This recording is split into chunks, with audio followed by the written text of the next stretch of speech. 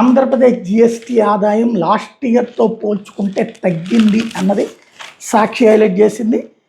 చంద్రబాబు ప్రభుత్వం మరోసారి రాష్ట్ర ఆదాయం పడిపోయింది. ప్రస్తుత ఆర్థిక సంవత్సరం జూలైలో రాష్ట్ర జీఎస్టీ ఆదాయం 5% క్షీణించింది.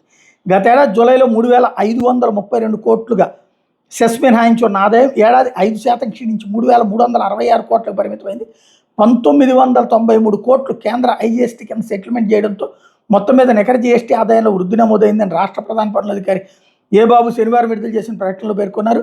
గత ఏడాదితో పోలిస్తే ఐజీఎస్టీ కింద 290 కోట్ల ఆదాయం అదనంగా వచ్చిందని, దీంతో నికర జీఎస్టీ విలువ 2,830 కోట్లు 2,930 కోట్ల నుంచి 3,268 కోట్లకు చేరిందన్నారు. ఇదే సమయంలో ప్రస్తుత ఆర్థిక సంవత్సరం మొదటి 4 నెలల కాలంలో ఆదాయం ఎటువంటి వృద్ధి లేకుండా 14,954 కోట్లుగా నమోదైంది. వ్యాట్, వృత్తి పన్ను వంటి అన్ని రకాల పన్నుల ఆదాయం కలుపుకుంటే ఏడాది ఏప్రిల్ జూన్ నెల కాలానికి రాష్ట్రం మొత్తం ఆదాయం 20,466 కోట్లకి చేరుకుంది.